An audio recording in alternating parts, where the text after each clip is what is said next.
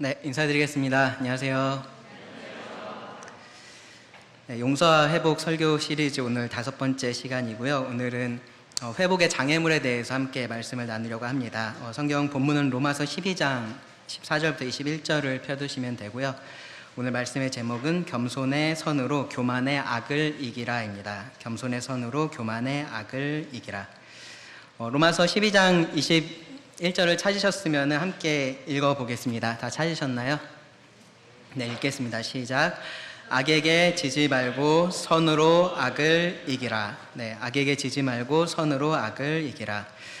지난 시간에 우리가 언제나 회복을 추구해야 한다라는 그 사실에 대해서 함께 생각을 해봤습니다. 내가 가해자가 됐든지 피해자가 됐든지 아니면 뭐 둘 다가 됐든지 어떤 상황에 있든지 우리가 먼저 이 회복을 추구해야 한다라고 말씀을 드렸습니다. 이 회복을 위해서 상대가 어떻게 하면 내가 어떻게 하겠다 그런 생각을 갖는 게 아닌 거예요. 어떤 상황이 어떻게 되면 내가 이렇게 반응하겠다라는 생각을 갖는 것이 아니라 내가 하나님의 말씀에 따라서 먼저 이렇게 행동하겠다라는 마음을 가지셔야 된다라는 겁니다. 내가 먼저 회복을 추구하는 사람이 되겠다, 화목케 하는 사람이 되겠다라는 마음을 여러분 그렇게 가지고 계셔야 됩니다. 중요한 것은 하나님의 명령에 내가 어떻게 순종하느냐입니다. 상대가 어떻게 하고 있느냐, 얼만큼 했느냐, 뭐 그런 게 중요한 게 아니라는 거죠. 그런 순종이요, 회복이라는 결과로 반드시 이어지는 것은 아니다라는 말씀도 드렸었어요.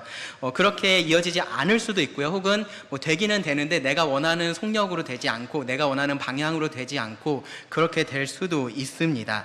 우리는요, 그냥 내가 용서하면, 내가 회개를 하면은 그 순간에 모든 게 다 끝났으면 좋겠죠. 그렇죠? 회복이라는 것이 어느 한순간에 딱 이루어지면 너무나 좋겠지만 그렇게 되지를 않습니다. 우리가 아플 때 약 먹으면은 이제 낫겠다라는 그런 기대감을 갖고 있긴 한데 입에 들어가는 즉시 다 낫나요? 그러지 않죠. 그렇죠? 네, 우리가 기다려야 됩니다. 때로는 그 약을 오랫동안 그렇게 먹어야 될 때도 있습니다. 회복이라는 것도 그렇다라는 겁니다. 내가 힘들게 용서하고 회개하면은 정말로 즉시 다 괜찮아졌으면 좋겠는데, 그리고 그러면 사실 용서하고 회개하는 것이 훨씬 더 쉬워지겠죠. 그렇죠? 그렇게 하는 순간에 다 회복되는 게 눈에 보이면 쉬워질 겁니다. 그런데 그렇게 되지가 않습니다. 어떤 사람은요, 이거를 이사를 하는 것으로 비유를 했어요. 그러니까 우리가 이사하는 날을 정하지만 이사를 하고 나서 이제 풀어야 할 짐이 한가득이잖아요. 그렇죠? 그래서 어떤 분들은 이사한 짐 다 풀 때쯤 되면 또 이사해서 또 가서 또 짐 또 계속 풀고 이제 그런다라는 말씀도 하시더라고요. 우리가 용서를 하고 회개를 하고 회복을 하는 과정이 그렇다라는 겁니다. 용서를 하는 것은 한순간일 수 있어요. 그리고 회개를 하는 그 말을 하는 순간은 한순간일 수 있지만 실제로 회복의 과정은 그 같은 용서와 같은 회개가 혹은 조금씩 다른 모습으로 계속해서 진행되어야 하는 겁니다. 어떤 사람은요, 이거를요, 비싼 선물을 사서, 그러니까 비싼 선물이니까 이제 일시불로 못 샀겠죠. 그렇죠? 할부로 사서 다른 사람에게 선물을 해주는 것과 비슷하다라고도 이야기를 했습니다. 내가 회개를 하고 내가 용서를 하는 것은 그 사람에게 어떠한 선물을 주는 겁니다. 그럼 받은 사람은 그 즉시로 그것을 누릴 수가 있어요. 근데 나는 내 속에서 어떻게 해야 되는 거예요? 계속해서 그 할부를 갚아야 되는 겁니다. 그 대가를, 그 값을 내가 계속해서 치러야 되는 겁니다.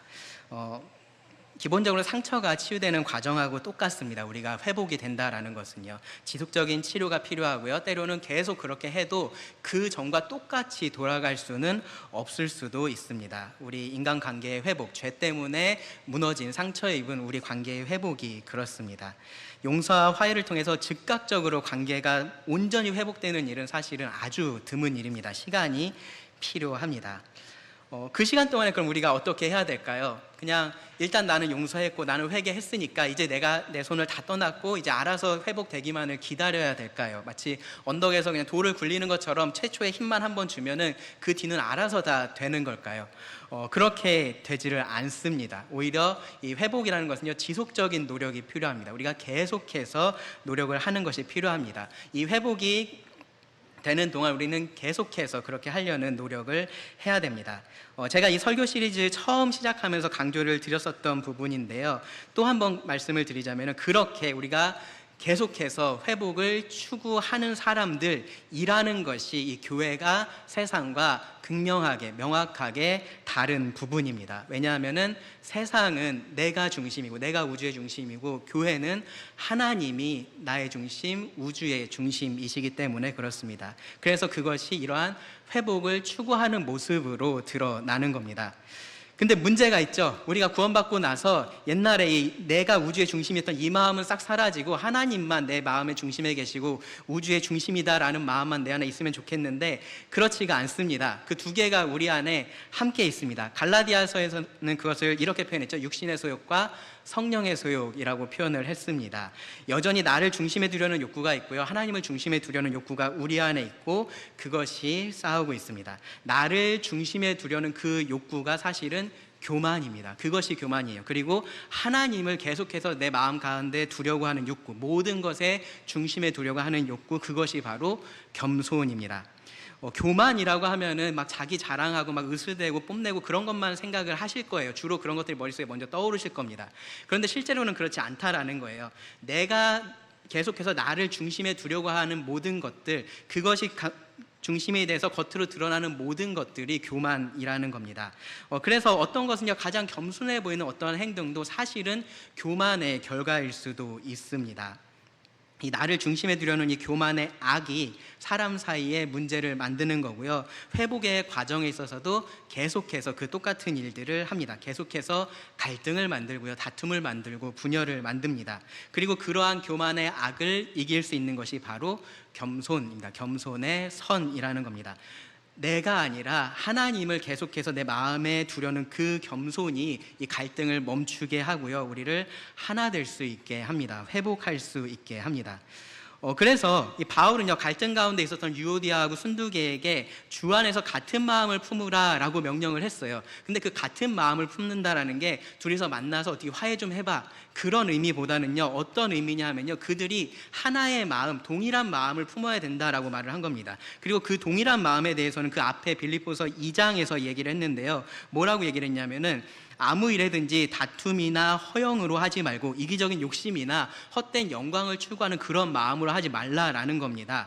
오직 겸손한 마음으로 각각 자기보다 남을 낮게 여기고 각각 자기 일을 돌볼 뿐더러 또한 각각 다른 사람들의 일을 돌보아 나의 기쁨을 충만하게 하라. 너희 안에 이 마음을 품으라. 곧 그리스도 예수의 마음이니 라고 하면서 그 뒤에 이어지는 말씀 여러분들 잘 아시죠? 이 예수님의 마음이 어떤 마음인지, 하늘 위에 계신 그분께서 하나님과 동등됨을 취할 것으로 여기지 않고 이 땅에 내려오셨던, 죽기까지 순종하셨던 바로 그 낮아짐, 그 겸손의 마음입니다. 그 마음을 품으라고 이야기를 하고 있는 거예요. 두 사람이 각자 그 마음을 품고 있으면, 두 사람이 각자 그 마음의 중심에 하나님을 두고 있으면 둘이 하나 되는 것은 어렵지 않은 일이 되는 겁니다. 그것은 그렇게 화목하는 것은 쉬운 일이 됩니다. 교만이 문제인 거고요. 겸손이 해결입니다. 베드로도 이렇게 말했어요. 베드로전서 3장 8절부터 9절 그리고 11절 말씀해 보시면, 마지막으로 말하노니 너희가 다 마음을 같이하여 동정하며 형제를 사랑하며 불쌍히 여기며 겸손하며 악을 악으로 욕을 욕으로 갚지 말고 도리어 복을 빌라. 이를 위하여 너희가 부르심을 받았으니 이는 복을 이어받게 하려 하심이라. 악에서 떠나 선을 행하고 화평을 구하며 그것을 따르라. 처음에 읽었던 이 로마서의 말씀, 악에게 지지 말고 선으로 악을 이기라 라는 이 말씀의 앞에 맥락도 보면 정확히 지금 말씀드리는 것과 일치하는 것을 알 수 있습니다. 악을 악으로 갚는 것, 그것은요, 교만에 교만으로 응수하는 거예요. 그게 바로 보복인 겁니다. 그게 복수하는 겁니다. 네가 나한테 이렇게 했으니까 나도 너에게 이렇게 할 거야 라고 말을 하는 겁니다. 그 말에, 제가 방금 했었던 이 말, 네가 나한테 이렇게 했으니까 나도 너에게 이렇게 할 거야, 이 말에 하나님이 계시지 않죠. 그렇죠? 이 죄의 문제에 나와 그 사람만이 있습니다. 내가 피해자로서 있고 그 사람이 가해자로서 있습니다. 그 사람이 나에게 피해를 줬으니까 나는 거기서 내가 할 수 있는 것은 그것을 돌려주는 것뿐인 거죠. 그 중간에 하나님이 계시지 않으니까 그런 겁니다. 그런데 성경은 그러한 우리들의 생각에 하나님이, 그 근본에 하나님이 계셔야 한다라고 얘기를 하는 거예요. 그러면서 그렇게 되면은 우리가 어떻게 대하는지가 달라집니다. 그런 상황에서 우리가 어떻게 생각하고 어떻게 행하는지가 달라집니다. 로마서 2장 14절 말씀부터 읽어볼게요. 하나님이 우리 가운데 들어오신 겁니다. 너희를 박해하는 자를 축복하라. 축복하고 저주하지 말라. 즐거워하는 자들과 함께 즐거워하고 우는 자들과 함께 울라. 서로 마음을 같이 하며 높은 데 마음을 두지 말고 도리어 낮은 데 처하며 스스로 지혜 있는 채 하지 말라. 아무에게도 악을 악으로 갚지 말고 모든 사람 앞에서 선한 일을 도모하라. 할 수 있거든 너희로서는 모든 사람과 더불어 화목하라. 내 사랑하는 형제들아, 너희가 친히 원수를 갚지 말고 하나님의 진노하심에 맡기라. 기록되었으되 원수 갚는 것이 내게 있으니 내가 갚으리라고 주께서 말씀하시니라. 너의 원수가 줄이거든 먹이고 목마르거든 마시게 하라. 그리함으로 네가 숯불을 그 머리에 쌓아 놓으리라. 악에게 지지 말고 선으로 악을 이기라. 악에게 진다라는 것은 다른 걸 의미하는 것이 아니에요. 악을 악으로 갚으면 그게 악에게 지는 겁니다. 하나님을 믿는 내가 하나님을 잊어버리고 내가 원하는 대로 하면은 그게 악에게 내가 진 겁니다. 스스로 내가 높아져가지고 나의 권리를 더 찾으려고 하고요. 지금 이 갈등 상황 속에서 조금도 양보하려고 하지 않고, 조금도 그 사람을 배려하지 않고, 그 사람을 이해하려고 하지 않고, 그 사람을 용납하려고 하지 않는 것, 그것이 우리가 악에게 지는 겁니다. 우리가 처음에 회개하고 용서하는 것은요, 바로 이렇게 하고 싶은 우리 안에 있는 이 교만이라는 악을요, 이겨낸 거예요. 선으로 이겨낸 겁니다. 그래서 가해자는 죄를 인정하고 거기서 돌이키겠다라고 약속을 하는 거고요. 그게 회개인 거고요. 그리고 피해자는 그 행해진 죄를 다시 기억하지 않겠다라고 약속을 하는 겁니다. 그게 용서인 겁니다. 그리고요, 이 약속을 계속해서 지켜가면 그러면은 우리가 그 관계 속에서 회복의 기쁨을 누릴 수가 있는 겁니다. 문제가 뭐냐면요, 근데 우리 안에 있는 이 교만이 그 한 번의 패배로 무릎을 꿇지는 않는다라는 거예요. 우리 안에 있는 여전히 나를 내 중심에 두고 싶어하는 이 교만한 마음은 계속해서 기회를 보고서요, 그 고개를 들고 우리들에게 말을 하고 싶어 합니다. 우리가 듣기 좋아하는 말을 하고 싶어 합니다. 그렇게 해서 우리를 무너뜨리고요, 이 회복을 중단시키려고 합니다. 그래서요, 이 회복의 과정이라는 것은요, 계속해서 내 안에 있는 이 교만의 악과 겸손의 선의 싸움이라고 말을 할 수 있습니다. 그리고 하나님께서는 그런 우리들에게 악에게 지지 말고 선으로 악을 이겨라 라고 명령을 하시는 겁니다. 그 과정에서 우리가 볼 수 있는 이 교만의 장애물들을 찾아볼 수가 있습니다. 그리고 그것을 우리가 어떻게 겸손으로 이길 수 있는지를 오늘 이 설교 시간에 좀 함께 생각을 해보려고 합니다. 장애물이 사실 많이 있는데요, 4가지를 골라봤습니다. 첫 번째 장애물은 뭐냐면요, 회복을 원하지 않는다라는 겁니다. 회복을 원하지 않는다. 이 회복에 있어서 가장 근본적인 장애물이 이거예요. 그렇죠? 제가 계속해서 말씀을 드렸지만 회복을 원하지 않는 마음입니다. 이것을 우리가 처음에 극복을 해야 되고요, 계속해서 만났을 때 이것을 극복을 해야 됩니다. 우리는 정말로 회복을 원하지 않아요. 물론 입으로는 회복을 원한다라고 말은 합니다. 그런데 그것을 위해서 내가 회개를 해야 한다거나 내가 용서를 해야 한다라고 말하면 그것은 하고 싶지 않다라고 말을 합니다. 이 회복을 위한 노력이나 희생은 원하지를 않는 거죠. 그러한 마음들이 우리 안에 있을 때 이제 우리 안에 있는 교만이 기회를 찾은 겁니다. 그리고 그 고개를 들고 이렇게 말을 합니다. 내가 굳이 이렇게까지 하면서 저 사람하고 관계를 회복할 필요가 있을까? 내가 뭐가 아쉬워서? 어차피 저 사람이 손해보는 거지 내가 손해볼 거 하나도 없어. 잘못은 저 사람이 했지 내가 한 게 아니야. 반대로요, 회개하는 사람은 이런 생각을 합니다. 이 정도면 나도 할 만큼은 다 했어. 내가 잘못하긴 했는데 그렇다고 이게 그렇게까지 잘못한 거야? 저 사람이 나한테 너무 하는 거 아니야? 이 정도면 당연히 용서해야지 맞는 거 아니야? 이제는 용서하든지 말든지 나도 신경 안 쓸 거야. 이렇게 용서하려고 하지 않는 마음이 그 안에 생겨나고요, 그리고 회개하지 않으려고 하는 마음이 그 안에 생겨나면요, 당연히 회복도 불가능한 것이 됩니다. 나는 회복하고 싶은데 저 사람이 회개하지 않아서, 저 사람이 용서하지 않아서 안 된다라는 식으로 우리는 말을 하고 싶어 하지만요, 사실은 우리 안에서 그것을 안 하고 싶은 마음이 이미 있는 겁니다. 여러분 생각해 보세요. 정말로 중요한 관계라면요, 무슨 희생을 하든지 그 관계를 회복시키고 싶어 합니다. 그렇죠? 그 사람이 아무리 그것에 반응하지 않더라도 그 끈을 놓지는 않습니다. 어떻게든 그것을 회복시키기 위해서 노력을 합니다. 그런데 내가 만약에 성도와의 관계 속에서 그렇게 회복하고자 하는 마음이 없다면 회개하고 싶지 않은 거고요, 용서하고 싶지 않은 겁니다. 그 마음 속에 회복하고 싶은 마음이 없는 겁니다. 만약에 이런 상황이라면요, 여러분 성경이 이 믿는 자에 대해서 용서와 회개를 어떻게 말하고 있는지 한번 가만히 생각해 보실 필요가 있습니다.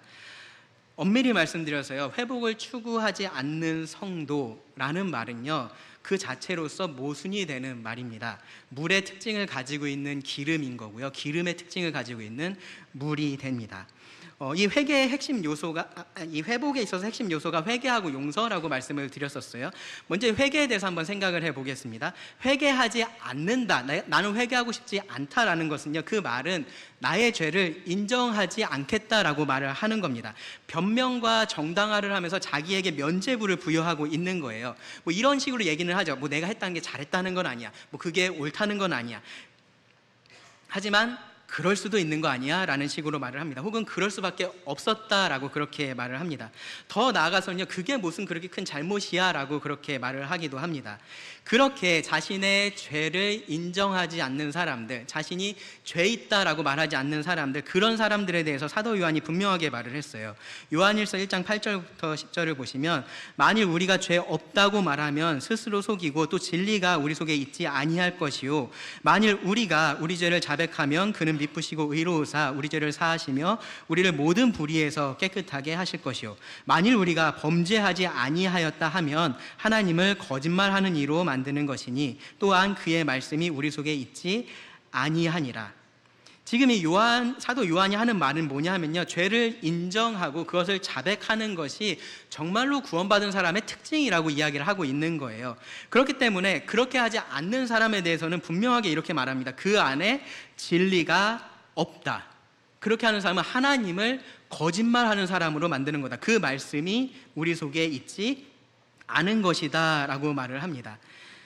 이런 특징은요, 하나님과의 관계에서만 드러나는 것이 아니라 사람 사이의 관계에서도 이것이 고스란히 드러납니다. 하나님 앞에서 죄를 인정하는 사람은요, 사람 앞에서도 그렇게 할 수 있기 때문에 그렇습니다. 그렇게 하기 때문에 그렇습니다. 하나님 앞에서만 죄를 인정하고 사람 앞에서는 그렇게 하지 않는다? 그렇게 할 수는 없습니다. 제가 앞선 설교에서 그 밀양에 나왔던 잘못된 회개에 대해서, 영화 밀양에 나왔던 잘못된 회개에 대해서 제가 언급을 했던 적이 있어요. 성경은요, 절대로 그런 식의 회개를 말하고 있지 않습니다.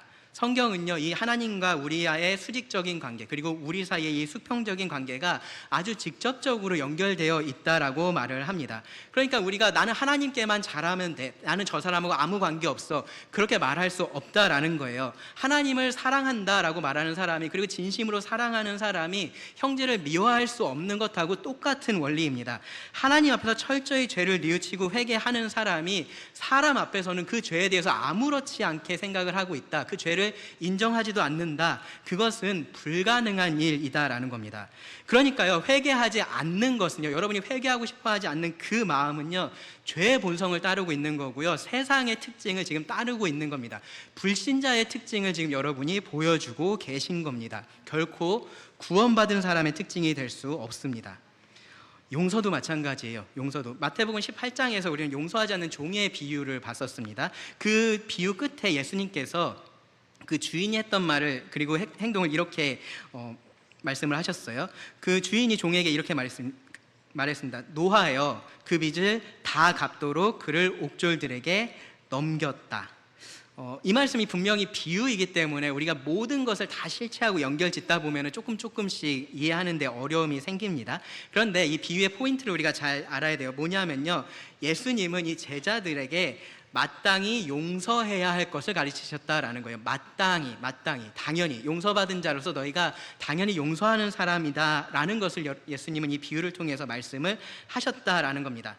마땅히 용서하지 않은 이 종은요, 주인의 용서를 받지 못했습니다. 결과적으로 보면요, 이 사람은요, 용서받은 사람이 아닌 겁니다.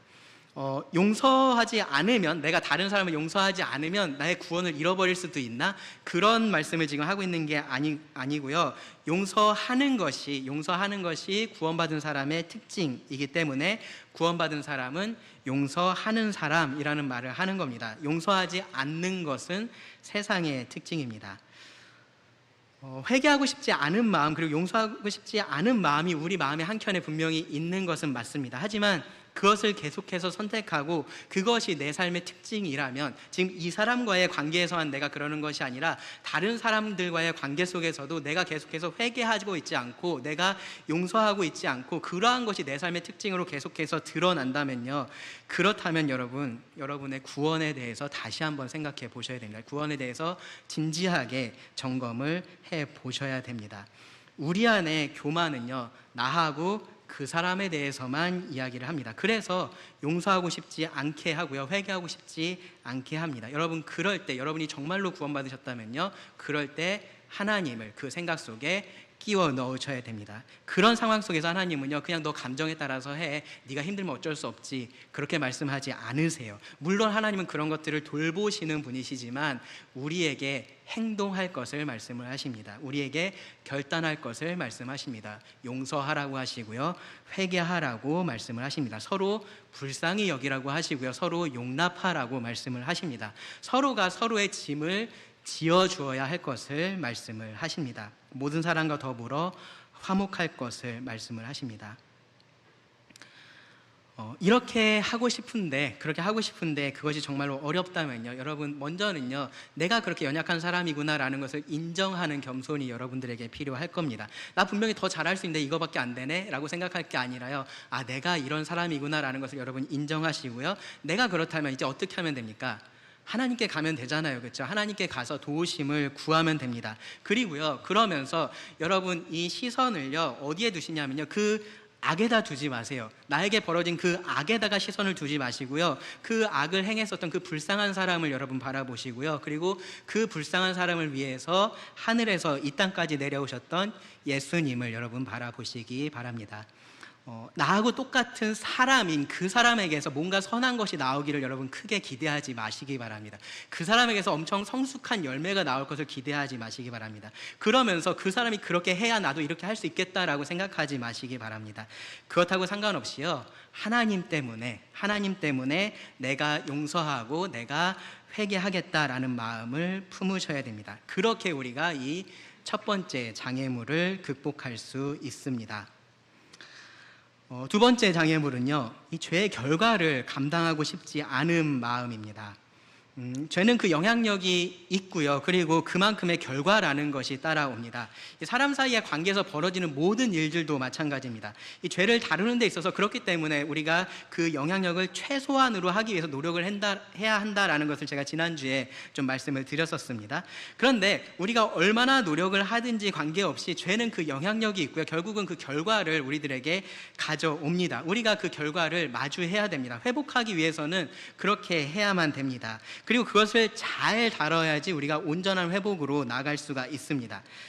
그런데 누구도 그렇게 하려고 하지 않으면, 그것이 어렵기 때문에, 그것이 귀찮기 때문에, 그것이 나를 더 힘들게 만들기 때문에 나는 그 죄에 대한 결과를 나는 감당하고 싶지 않아라고 그렇게 한다면요, 회복으로 나아갈 수는 없는 겁니다. 자, 그럼 회복의 과정에서 조금 생각을 해볼게요. 이 회복의 과정에서 죄의 결과라는 것, 누가 이 책임을 져야 될까요? 누가 이것을 감당을 해야 될까요? 예수님의 용서하지 않는 그 종의 비유를 다시 한번 떠올려 보시기 바랍니다. 그 비유에 보면요, 두 사람의 채무자와 두 사람의 채권자가 나옵니다. 그렇죠? 돈 빌린 사람 둘이 나오고 돈을 빌려준 사람 둘이 나옵니다. 왕과 그의 신하가 나오고 신하의 동료가 나오죠. 그렇죠?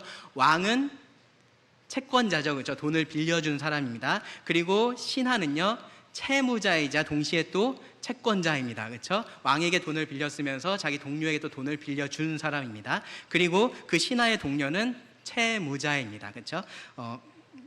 헷갈리시나요? 저도 말하면서 제대로 말했는지 잘 모르겠어요.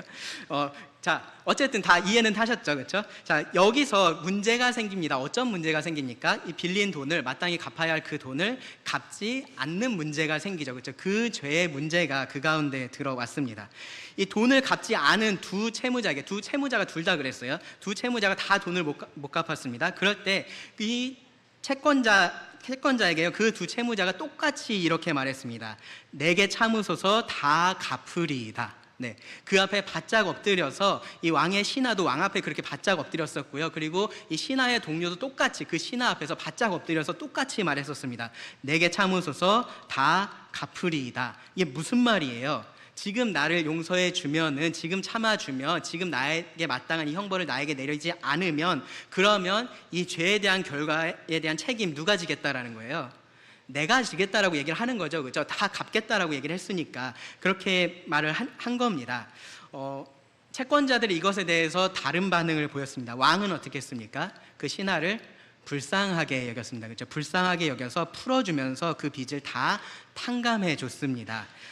채무자가 자기가 지겠다라고 얘기했던 그 죄의 결과를 누가 진 거예요? 결국은 채권자, 그렇죠? 그 탕감해준 왕이 내가 그 짐을 다 대신 져줄게 라고 하면서 용서를 해준 겁니다. 반대로 왕의 신하는요, 그 동료에게 어떻게 했습니까?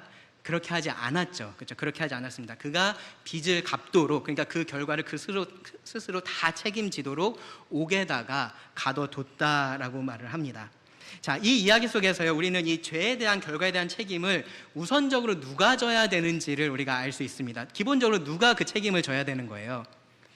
가해자가 져야 되는 거죠. 그렇죠? 그 죄를 범한 사람이 그 죄에 대한 결과도 자기가 담당을 해야 되는 겁니다. 그러니까 회개하는 사람이 그렇게 해야 되는 거예요. 회개를 할 때 그 죄에 대한 결과도 내가 다 감당하겠다라고 그렇게 이야기를 해야 되는 겁니다. 이 회개의 핵심 요소가 죄를 인정하는 것, 그리고 죄에서 돌이키는 것이라고 말씀을 드렸잖아요. 그 죄에서 돌이키는 것에 포함되어 있는 것이 바로 이 죄로 인해서 생겨난 그 결과들, 그 잘못된 일들을 바로 잡는 겁니다. 이 경우는 어떻게 하는 거예요? 그 돈을 갚는 게 되겠죠. 그렇죠?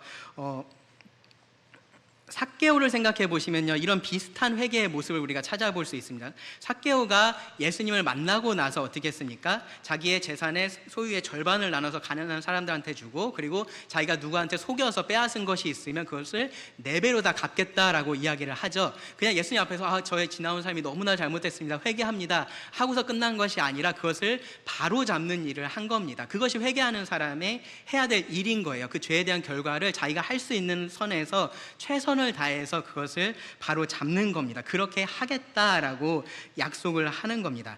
그런데 실제로 그렇게 하지 못하는 경우들도 사실은 많이 있습니다. 여기 왕의 신하의 경우가 그래요. 그렇죠? 그가 진 빚은요, 사실은 시간을 많이 준다고 해서 갚을 수 있는 수준이 아니었어요. 그렇죠? 제가 이 1만 달란트가 얼마 정도 된다라고 말씀드렸던 거 혹시 기억나시나요? 이거를 일당으로 계산하면은 20만 년, 20만 년을 일해야지 얻을 수 있는 돈이라고 말씀을 드렸습니다. 일반적으로 시간을 많이 준다고 해서 갚을 수 있는 돈이 아닌 거죠. 그렇죠? 그런데 어쨌든 이 왕의 신하는요, 회개하면서 최소한 자기가 그렇게 하겠다라고 굳은 결심을 하고 그렇게 하겠다라고 얘기를 한 겁니다. 이것이 회개에는 사실 포함되어 있어야 되는 거예요. 자, 그러면 용서하는 사람은 어떨까요? 용서하는 사람은 이 죄의 결과에 대해서 자유로울까요? 그렇지 않습니다. 때로는요, 용서하겠다라는 말 자체가 그 죄에 대한 결과를 내가 다 감당하겠다라는 의미가 되기 때문에 그렇습니다. 방금 전에 말씀드렸던 이 경우가 그렇죠. 그렇죠? 왕의 경우가 그렇습니다. 왕이 용서한다라는 것은요, 그 죄에 대한 짐을 내가 다 감당하겠다라고 그렇게 말을 한 겁니다. 그런데 여러분 생각해 보세요. 만약에 이 왕이 그렇게 해야지만 용서한 거다라고 우리가 말할 수 있을까요? 왕이 이렇게 할 수도 있지 않았을까요? 이 신하를 처형하지 않고 대신에 그에게 시간을 충분히 주는 겁니다. 그리고 어디 뭐 좋은 직장에 취직을 할 수 있게 하는 겁니다. 그리고 거기서 일을 하면서 갚을 수 있는 만큼 조금씩 네가 계속 갚아라 라고 만약에 했었다면, 그럼 이 왕은 이 신하를 용서하지 않은 거라고 우리가 얘기할 수 있을까요? 그러지 않습니다. 그것도 용서를 한 겁니다. 분명히 용서를 한 겁니다. 하나님께서 용서하셨던 것을 보면요, 그런 모습들이 종종 있는 것을 볼 수 있어요. 다윗을 용서하실 때 하나님 그렇게 하셨습니다. 다윗이 우리아의 아내의 일로 인해서 범죄했을 때 하나님께서 그를 용서하셨습니다. 근데 그 죄에 대한 결과로 태어났었던 그 아이, 하나님 어떻게 하셨습니까? 죽게 하셨습니다. 그렇죠? 그렇게 하셔서 그 죄가 얼마나 하나님 앞에서 심각한 죄인지를 깨닫게 하셨던 겁니다. 비슷한 일이 또 있어요. 가나안 땅으로 들어가기를 거부했었던 이스라엘 백성들에게 하나님께서 어떻게 하셨습니까? 그들을 그냥 그 자리에서 처음엔 다 죽이겠다라고 하셨어요. 근데 모세가 중보의 기도를 했죠. 그랬을 때 하나님께서 그들을 용서하겠다라고 하셨습니다. 민수기 14장 20절을 보시면 내가 네 말대로, 모세 네 말대로 사하노라 라고 말씀을 하셨어요. 근데 그 뒤에 그러나가 붙습니다. 그러나 라고 하면서 이 불순종한 사람들이 이 광야에서 결국은 다 죽게 될 거고 가나안 땅에 들어가지 못하게 될 거다라고 말씀을 하셨어요. 이거 용서한 건가요? 안 한 건가요? 지금 죽진 않으니까 네, 그 차이인가요? 하나님은요 이들을 용서하시고 가나안 땅으로 들어가게 하실 수도 있으셨습니다. 그렇죠? 그런데 그렇게 하기를 선택하지 않으신 겁니다. 이들이 그들의 죄에 대한 결과를 감당하게 하심으로써 이 불순종이라는 죄가 얼마나 무서운 죄인지를 그들이 깨닫게 하시려고 그렇게 하셨다라고 볼 수 있습니다. 하나님께서 다윗에게 그리고 이 이스라엘 백성들에게 소심한 복수를 하신 게 아니에요. 막 엄청나게 막 할 수 없으니까 그래도 이거라도 해야지 막 그렇게 하면서 그렇게 하신 게 아닙니다. 하나님께서 복수하기 원하셨으면 그렇게 하실 이유가 없잖아요. 그렇죠? 그렇게 하실 이유가 없는데 하나님은 그렇게 하신 겁니다. 이거는 용서하신 겁니다. 그들의 죄에 따라서 처벌하지는 않으신 겁니다. 그런데 하나님은 그 안에 또 다른 선한 목적을 더 가지고 계셨습니다. 이 다윗을 위한, 이스라엘 백성들을 위한, 그리고 우리들을 위한 선한 목적을 가지고 그 죄에 대한 결과의 일부를 이 사람들이 감당하게 그렇게 하셨던 것 뿐입니다.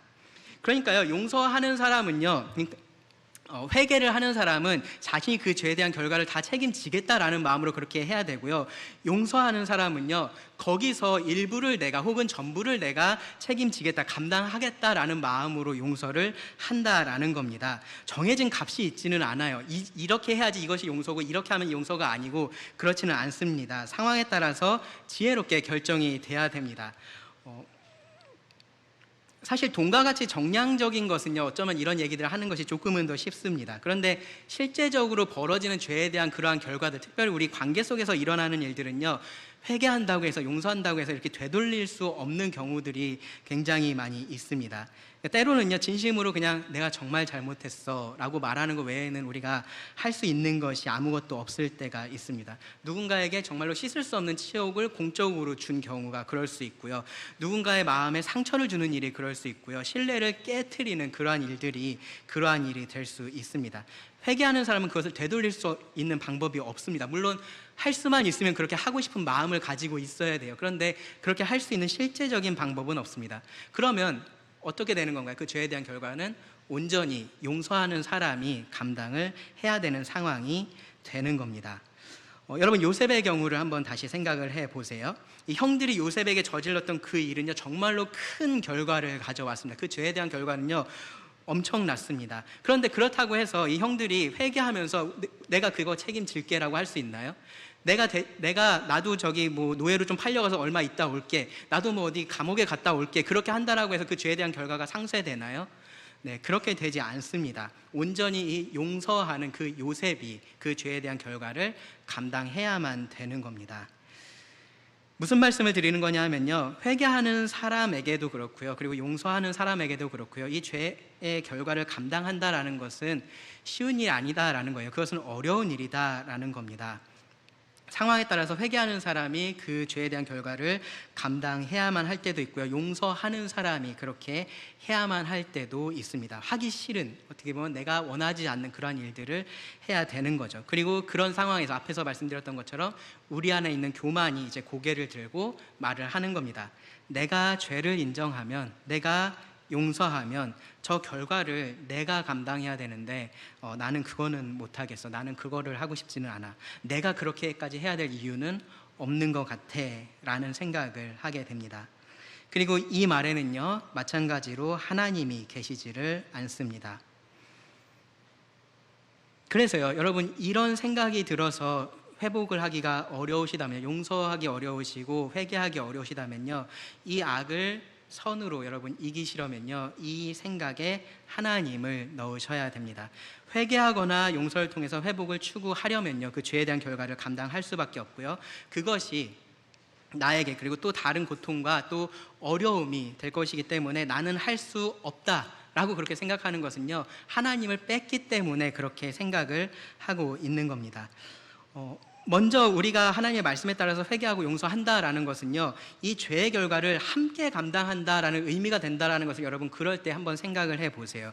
회개와 용서 모두 이 죄에 대한 결과를 내가 감당하겠다라는 그 의지가 거기에 포함이 되어 있습니다. 그래서 함께 회복을 추구하면요, 내가 용서하고 저 상대가 회개하고 또 반대로 내가 회개하고 상대가 용서하면요, 결국 이 짐을요, 이 죄에 대한 결과, 이 짐을요 서로 나눠질 수 있게 되는 겁니다. 그만큼 짐이 가벼워질 수 있습니다. 그리고 또 하나 여러분 이것을 생각하셔야 돼요. 하나님의 능력과 지혜입니다. 우리 삶 속에서 나타나는 하나님의 능력과 지혜입니다. 요셉이요, 그 고통의 시간을 다 지나고 나서 자기가 분명히 알게 된 것에 대해서 형들에게 이렇게 얘기했어요. 당신들은 나를 해하려 하였으나 하나님은 그것을 선으로 바꾸셨다라고 말을 했습니다. 그들이 요셉에게 행했던 것은 악이었습니다. 그 악의 결과를 요셉은 경험을 했습니다. 긴 시간을 경험을 했습니다. 그런데 지금 와서 보니까 그 모든 것이 선이었다라고 말을 할 수가 있게 됐다라는 거죠.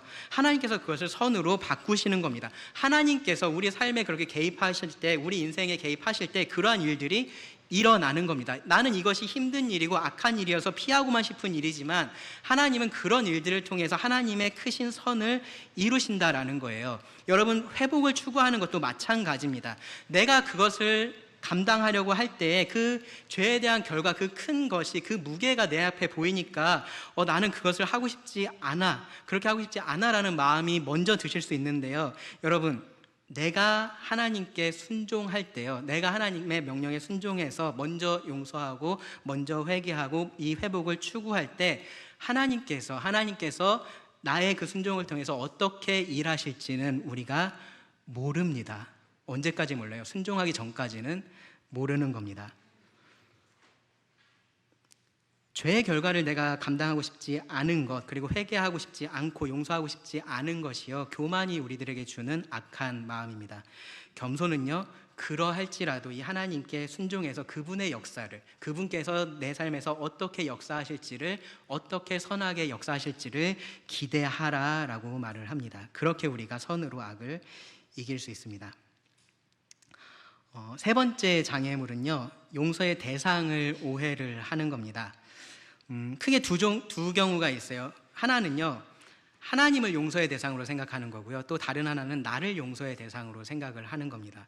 하나님을 용서의 대상으로 생각하는 것, 제가 전에도 말씀드렸습니다. 있을 수 없는 일입니다. 그렇죠? 하나님이 우리에게 뭐를 잘못하지 않으시기 때문에 우리가 용서하는 것은 할 수 없는 일입니다. 그런 일은 일어나지 않습니다. 하나님은 내가 신뢰할 뿐이지 용서할 분이 아니십니다. 여러분 마음속에 조금이라도 하나님 나한테 뭐 잘못한 거 아니야? 뭐 내가 이걸 용서를 해마라? 그런 생각 드신다면요, 하나님이 정말로 어떤 분이신지 다시 한번 생각해 보세요. 하나님은 여러분에게 용서를 구해야 될 그런 분이 아니십니다. 자, 다음으로요, 자기를 용서의 대상으로 생각하는 경우들이 있습니다. 그러니까 자기가 어떤 잘못을 크게 저질렀고 그것을 회개하는 상황에서 이제 이런 생각들을 하는 거죠.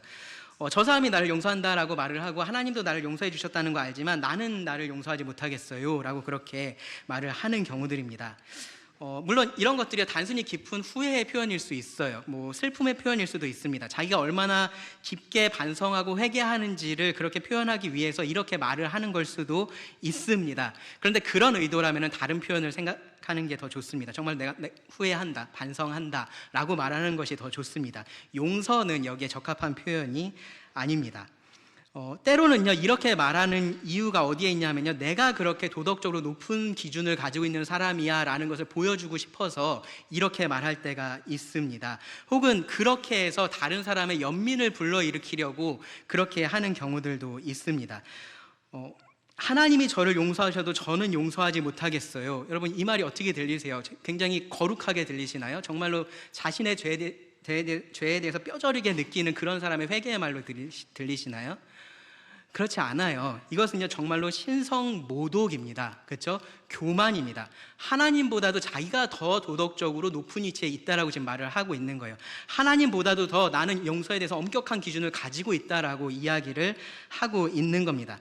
여러분 생각해 보세요. 그러면 내가 나를 용서한다는 것은 어떤 의미가 있을까요? 하나님께서 나를 용서하지 않으셨고 상대방이 나를 용서하지 않았는데 내가 나를 용서한다라는 것은 그러면 어떤 의미가 있을까요? 그렇게 하면 모든 것이 다 괜찮아지는 건가요? 그렇게 되지 않습니다. 제가 영화 밀양에서 그 잘못된 죄수의 회개에 대해서 계속 말씀을 드리는데 그 사람이 아마도 저는 이 경우라고 생각을 합니다. 그 사람은요, 사실은 하나님에게 용서를 받은 것이 아니라 하나님을 통해서 자기가 자기를 용서를 한 겁니다. 자기가 자기를 이미 용서했으니까 다른 사람에게는 이제 용서받을 필요가 없다라고 그렇게 생각을 하는 겁니다. 자기 용서라는 것은요, 전혀 성경적인 개념이 아닙니다. 그것은 겸손이 아니고요, 지극히 높은 교만입니다. 내 잘못에 대한 용서는요, 하나님께 받아야 되는 거고요. 그리고 내가 잘못을 범한 그 사람에게서 받아야 됩니다. 내가 한 말이나 행동이 너무나 후회스러울 때가 있죠. 그렇죠? 그것 때문에 정말로 계속해서 죄책감이 우리들에게 몰려올 때가 있습니다. 근데 그렇다고 해도 내가 나를 용서하고 그런 문제는 아니에요. 나도 나를 용서할 수 없는데 어떻게 하나님께 혹은 저 사람에게 용서를 구할 수 있느냐, 그렇게 생각할 문제가 아닙니다. 애초에 나는 나를 용서할 자격이 없어요. 네, 나는 그럴 자격이 없습니다. 나는 죄를 지은 사람이거든요. 나는 죄를 지은 사람입니다. 그럼 뭐를 해야 돼요? 회개를 해야 되는 겁니다. 회개. 내가 용서를 할 사람이 아닙니다. 나는 회개를 해야 되고 용서를 구해야 됩니다. 자기 용서라는 자기 연민에 빠져서 정말로 해야 될 그 회개를 하지 않을 구실을 만들면 안 되는 겁니다. 하나님을 용서해야 한다거나 나를 용서해야 한다라는 말은요, 사실은 이 교만의 악한 거짓말들입니다. 여러분, 그것에 속지 마세요. 나를 그 정도 위치에 높이 올리지 마시기 바랍니다. 성경이 말하는 나의 위치를 여러분 정확히 아시고요, 선으로 악을 이기실 수 있기를 바랍니다. 마지막 장애물입니다. 네 번째인데요, 잊혀지지 않는다라는 겁니다. 기억에 대한 문제, 기억의 장애물입니다. 정말로 용서하고 싶고 회개하고 싶고 그렇게 해서 회복을 하고 싶은데 그 생각을 잊을 수가 없어요 라고 이야기를 하는 겁니다. 그 죄가 벌어졌던 그 순간이 저에게 계속 기억이 나요 라고 이야기를 하는 겁니다. 가해자는요, 그 기억 때문에 계속해서 죄책감에 시달리고요, 피해자는요, 그것이 마음속에서 응어리가 돼서 그 사람을 괴롭힙니다. 자, 먼저 이 죄책감은요, 회개하는 사람이 쉽게 빠질 수 있는 함정입니다. 회개는요, 분명히 두 단계가 있다라고 말씀을 드렸어요. 죄를 인정하고 죄에서 돌이키는 것. 이것은요, 단계입니다. 단계. 그러니까 죄를 인정하고 나서 죄에서 돌이켜야 되는 겁니다. 그러니까 죄를 돌이킨다라는 것이 사실은 이 회개라는 말을 가장 잘 표현하는 건데, 그 전에 죄를 인정하는 것이 필요해서 우리가 회개를 말할 때 죄를 계속해서 더 말을 하고 드러내는 일들을 하게 됩니다.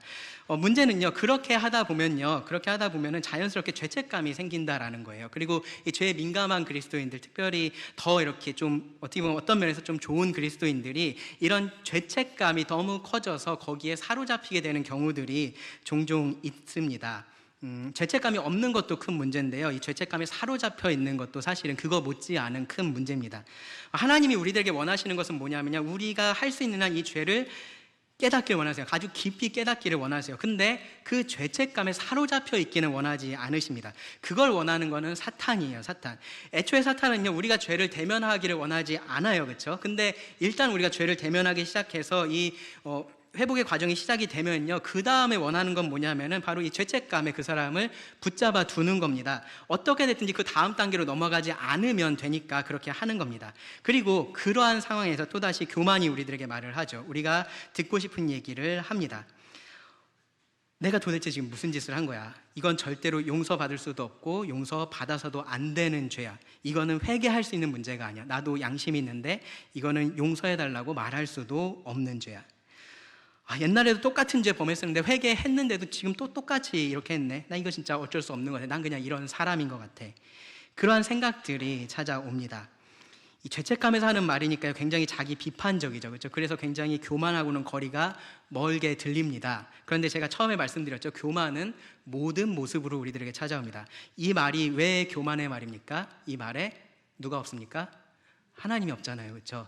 나만 있습니다. 하나님이 여기에 있지를 않습니다. 자기를 스스로 이것보다 더 나은 사람이라고 지금 생각을 하고 있으니까 이런 얘기를 하는 거예요. 내가 그런 죄를 범할 거라는 거 하나님이 모르고 계시지 않았습니다. 내가 그러한 죄에 반복해서 넘어질 것이라는 것도 하나님은 이미 알고 계셨습니다. 그럼에도 불구하고 하나님은 자백하라고 말씀하신 거고요, 용서하겠다라고 말씀을 하시는 겁니다. 그런 하나님을 바라보지 않고 자기만 바라보고 있으면서 하고 있는 이러한 말들, 교만의 악한 말들입니다. 여기서 마찬가지로 이 교만을 이길 수 있는 겸손이 우리들에게 필요합니다. 자기가 한 일에 대해서 의문을 던지는 게 아니에요. 내가 어떻게 그렇게 했지? 그렇게 하는 게 아니라요, 그것을 인정하는 겁니다. 내가 그렇게 했구나라고 인정을 하는 겁니다. 물어볼 필요가 없어요. 내가 그렇게 했구나라는 것을 인정하면 됩니다. 마치 내가 이 죄를 정복이라도 할 수 있었을 것처럼 그렇게 말할 필요가 없습니다. 그냥 이 나에게 주어진 현실을 인정하면 됩니다. 그러고 나면은 이제 기다리고 계시는 하나님이 여러분에게 보일 겁니다. 내가 얼마나 더 나은 사람이 될 수 있는지에 대해서 여러분 계속해서 생각하시면 하나님이 보이지 않아요. 근데 내가 정말로 이런 사람이구나라는 것을 인정하시면요, 그런 나를 기다리고 계시고 용서하기 원하시는 하나님이 보일 겁니다. 자기 아들을 내어주시기까지 나를 사랑하시고요, 용서하기 원하시는 분 7번씩 70번 아니라 그 이상이라도 언제나 용서하시고 받아주시는 그 하나님이 보일 겁니다. 그렇게 우리가 죄책감에서 벗어나서 회복을 추구할 수 있습니다. 다음으로 이 피해자가 마음속에 가지고 있는 응어리에 대해서 좀 말씀을 드릴게요. 이 응어리, 쓴뿌리라고도 말을 하고요, 마음의 앙금이라고도 말을 할 수 있을 겁니다. 이 죄를 범한 사람을 용서한다라고 말은 하기는 했는데 뭔가 마음이 개운하지 않은 거죠. 그렇죠? 그때는 정말로 진심으로 용서했을지 모르는데 시간이 지나면서 또다시 그런 것들이 스멀스멀 올라오는 겁니다. 네, 마찬가지로 이때도 교만이 우리들에게 말합니다. 이거는 불공평하다. 왜 피해자인 내가 이렇게 고생하고 가해자는 내가 용서해줬다고 하니까 저렇게 아무렇지 않게 살고 있는지, 이거 정말로 불공평하다, 그런 생각이 듭니다. 이제 그런 생각을 계속 붙들기 시작하고 키우기 시작하면요, 그게 마음속에 응어리가 되는 거예요. 그것이 쓴뿌리가 됩니다. 회복의 과정이 길어지면 길어질수록 이것도 함께 커져갑니다. 애초에 내가 그렇게 원하지도 않는 일이잖아요. 그렇죠? 용서라는 것이 사람이 원하지 않는 일인데, 근데 그것을 내가 순종하는 마음으로 한 건데 그 결과도 빠르게 그렇게 잘 나타나지 않으니까 부정적인 생각들이 커져갑니다. 원망이 생기고요, 불평도 나옵니다. 이 모든 회복의 과정이라는 것이 나에게 있어서 굉장히 무겁게 느껴지고요, 폭력적으로 느껴지기도 합니다. 더 이상 이 길을 따르고 싶지 않은 그러한 마음도 생겨납니다. 교만한 생각입니다. 이 생각에 하나님이 없습니다. 내가 최소한 이 정도의 대우는 받아야 공평하다라는 생각이 그 안에 들어 있습니다. 그때 가장 필요한 것이 뭐냐면요, 하나님의 공의에 대한 신뢰입니다. 하나님이 공의로우신 분이시다라는 것에 대한 신뢰입니다. 처음에 읽었었던 로마서 12장 19절 말씀에 보시면, 내 사랑하는 자들아, 너희가 친히 원수를 갚지 말고 하나님의 진노하심에 맡기라. 기록되었으되 원수 갚는 것이 내게 있으니 내가 갚으리라고 주께서 말씀하시니라. 네, 지금 굉장히 불공평하게 느껴지실 거예요. 내가 보는 것이 이게 전부거든요. 그런데 하나님은 그것 이상의 모든 것들을 보고 계시고요, 그 불의를 바로 잡겠다라고 말씀을 하십니다. 여러분 스스로가 하나님보다 더 공평한 사람, 더 공의로운 사람이라고 생각하지 않으신다면요, 이런 하나님의 약속을 믿으시기 바랍니다. 그리고 그분을 신뢰하면서 기다리시기 바랍니다.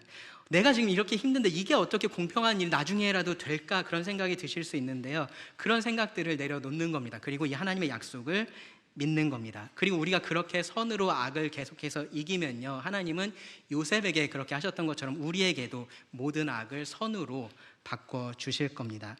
그리고 언젠가 요셉이 그렇게 이해를 했었던 것처럼요, 우리도 그것을 이해할 수 있는 날이 올지도 모릅니다. 물론 전부 다 이해하지는 못하겠죠. 그렇죠? 우리가 하나님이 되지 않는 이상 하나님께서 하신 일을 다 이해할 수는 없습니다. 그런데 최소한 하나님께서 그때 나는 그렇게 불공평하다고 생각했었고 그렇게 힘들었었는데 하나님께서 그 모든 것들을 통해서 선을 행하셨구나, 하나님께서 공의를 이루셨구나라는 것은 우리가 충분히 이해할 수 있게 될 겁니다. 우리의 기억들이 우리를 힘들게 합니다. 잊지 못하는 그러한 경험들이 우리를 어렵게 합니다. 여러분, 천국에 가면 어떨까요? 천국에 가면은 이러한 기억들 하나도 없이 그냥 좋았던 것들만 기억하면서 우리가 살까요? 어떻게 생각하세요? 여러분이 가지고 있는 기억들을 한번 리스트를 만들어 보시고요, 좋았던 것과 나쁜 것들 한번 쭉 적어 보세요. 물론 다 못 적겠지만 그렇게 한다라고 생각해 보세요. 그 중에서 나빴던 기억을 이렇게 딱 가린다라고 하면요, 지금의 나는 나로서 만들어졌을까요? 아마 다른 사람이 될 겁니다. 그렇죠? 그 나빴던 기억들을 다 지워놓으면요, 나는 내가 아닌 것처럼 그렇게 느껴질 겁니다. 저는요, 이건 개인적인 생각입니다. 최소한 지금 우리가 가지고 있는 이러한 기억들을 천국에서도 가지고 있을 거다라고 생각을 합니다. 근데 만약에 그러면 여러분 그런 생각이 드실 거예요. 그래도 괜찮을까? 네, 그래도 진짜 괜찮을까? 천국 가서 내가 갖고 있는 이러한 악한 생각들, 이런 나쁜 기억들 내가 가지고 있는 거 괜찮을까? 그런 생각들이 들 겁니다. 그런 기억들은 내가 안 가지고 가야 되는 거 아니야? 그렇게 생각하실 수도 있습니다. 첫 번째로요, 하나님이 천국을 그런 장소로 만들지 않으실 것이니까 걱정하지 마시고요. 다음으로 좀 우리가 생각해 볼 수 있는 것은요, 천국은요, 우리가 죄가 없는 상태에서 그런 기억을 가지고 있다라는 거예요. 지금은 우리가 이 과거의 기억들을 죄가 있는 상태에서 가지고 있으니까 이것에 대해서 계속해서 악한 것으로 반응을 합니다. 이것을 내가 더 악한 것으로 반응을 합니다. 그런데 천국에 가서 그것을 본다면요, 우리는 그렇게 보지 않을 겁니다. 하나님의 관점에서 그러한 일들을 조금은 더 제대로 이해할 수 있게 될 겁니다. 그래서요, 지금은 내가 잊고 싶은데 잊혀지지 않아서 나를 괴롭혔었던 그러한 기억들이 천국에 가서는요, 오히려 그런 것들 때문에 하나님께서 이러한 선을 이루셨구나라고 하면서 하나님께 감사하고 하나님께 영광을 돌릴 수 있는 그러한 기억들로 바뀔 것이다 라고 생각을 합니다. 그것이 미래의 일이잖아요, 그렇죠? 근데 그것을 지금으로 가져올 수 있습니다. 어떻게 가져오는 거예요? 그렇게 약속하신 하나님을 믿는 겁니다. 네. 그렇게 하신 하나님을 우리가 신뢰를 하는 겁니다. 여러분, 요셉을 생각해 보세요. 요셉이 형들을 이해했기 때문에 그들을 용서했을까요? 아니면 그가 하나님을 믿었기 때문에 그들을 용서할 수 있었을까요? 네, 두 번째입니다. 그렇죠? 네, 그들을 이해해서가 아니라 하나님을 알기 때문에 하나님을 알기 때문에 용서할 수 있었던 겁니다. 우리도 그렇다라는 거예요. 우리도 지금은 불공평하게 느껴지고 모든 것들이 다 짐처럼 느껴지겠지만 실제로 그렇지 않다라는 겁니다. 여러분, 하나님을 겸손히 신뢰하면서 선으로 악을 우리가 이길 수 있다라는 것을 기억하시고요. 계속해서 그렇게 회복을 추구하실 수 있기를 바랍니다. 그렇게 이 회복의 기쁨을 이 땅에서 먼저 누리시기를 바랍니다. 마지막으로 우리가 이제 이 말씀을 마치고 나서 함께 부를 찬양의 제목이 십자가를 질 수 있나라는 찬양입니다. 아마 교회에서 부른 지 좀 오래된 것 같은데요, 굉장히 좀 결연한 마음이 저절로 생기는 그런 가사잖아요, 그렇죠? 그 후렴에 보면 이렇게 되어 있습니다. 우리의 심령 주의 것이니 주님의 형상 만드소서. 주인도 따라 살아갈 동안 사랑과 충성 늘 바치오리다. 예수님이 제자들에게요, 자기 십자가를 지고 나를 따라야 한다라고 말씀을 하셨어요, 그렇죠? 그리고 제자들도요, 예수님을 죽기까지 따르겠다라는 마음으로 예수님을 따라다녔습니다. 그런데 가만히 보면요, 예수님께서 그들에게 요구하셨던 것과 이 제자들이 예수님께 고백했던 것이 약간은 핀트가 어긋나 있는 것 같은 느낌이 들 때가 있습니다. 뭐냐면은 예수님은 그들에게 십자가를 지고 나를 따라올 것, 그러니까 십자가를 지고 사는 것에 대해서 말씀을 하셨는데, 이 제자들은 십자가 지고 예수님 위해서 죽는 것만 생각을 하고 있었다라는 겁니다. 죽기까지 예수님을 따르는 것보다 죽음으로 예수님을 따르는 것만 그들은 생각하고 있었던 것 같습니다. 그러니까 예수님을 위해서 죽는 것은 가능한데 예수님을 위해서 사는 것이 잘 안 되는 거예요. 형제를 위해서 죽는 것은 가능한데 형제와 더불어서 하나 되는 것은 어려운 겁니다. 예수님의 제자들 보면요, 십자가 직전까지 진짜로 누가 크냐라는 문제 가지고 싸웠던 것을 우리가 볼 수 있습니다. 우리의 심령 주의 것이니 주님의 형상 만드소서. 주 인도 따라 살아갈 동안 사랑과 충성 늘 바치오리다. 언제 그렇게 하는 겁니까? 지금 그렇게 하는 겁니다. 그렇죠? 여러분, 이 찬양을 부르실 때요, 무슨 대단한 거 생각하지 마세요. 내가 언젠가 주님을 위해서 죽을 거야, 십자가를 짓고 내 십자가를 지고 죽을 거야, 그런 생각하지 마시고요, 지금 여러분이 해야 할 용서에 대해서 생각하시고 회개에 대해서, 회복에 대해서 생각하면서 이 찬양을 불러보시기를 바랍니다. 지금 나의 주인이 주님이시니 주님, 저를 통해서 지금 주님의 형상을 빚어주십시오. 주님의 인도를 따라서 내가 지금 살아가겠습니다라는 마음으로 이 찬양을 함께 하실 수 있기를 바랍니다. 정말로 중요한 것은요, 지금입니다. 지금 내 삶에서 이 주님의 명령에 순종을 하는 겁니다. 나를 생각해서, 나만을 생각해서 깨진 그 관계를요, 하나님을 생각함으로, 주님을 생각함으로 다시 회복하는 겁니다. 그 힘든 과정을 내가 먼저 시작을 하는 거고요, 그것을 계속 하는 겁니다. 나중에 하는 게 아니라 지금 하는 거고요, 저 멀리 있는 알지도 못하는 누군가를 위해서 그렇게 하는 게 아니라요, 지금 바로 내 옆에 있는 내 가족을 위해서, 내 형제를 위해서, 자매를 위해서 그렇게 하는 겁니다. 그렇게 우리가 내 삶을 이 주님의 손에 맡기면요, 주님께서 약속하신 그 최후의 승리의 기쁨을 지금 맛볼 수 있을 겁니다. 기도하고 말씀을 마치겠습니다. 하나님, 또 오늘 우리에게 주신 말씀에 감사를 드립니다. 하나님, 우리가 구원을 받았지만 여전히 우리 안에 선과 악의 싸움이 있습니다. 여전히 우리 자신이 삶의 주인이 되려고 하는 악한 마음이 있고, 그것이 우리의 삶을 또 우리의 관계를 무너뜨립니다. 하나님, 우리에게 이 악을 이길 수 있는 선을 허락하여 주시기를 구합니다. 하나님을 삶의 중심에 두는 선으로 악을 이길 수 있게 하여 주시기를 구합니다. 주님이 그렇게 하셔서 우리와 하나님의 관계를 회복하셨던 것처럼 우리도 그렇게 우리 사이의 관계를 회복할 수 있게 하여 주시기를 구합니다. 그렇게 우리가 회복된 공동체로서 하나님을 이 세상 가운데 드러낼 수 있게 하여 주시기를 원합니다. 들은 말씀을 주님께 의지하며 예수님 이름으로 기도드립니다.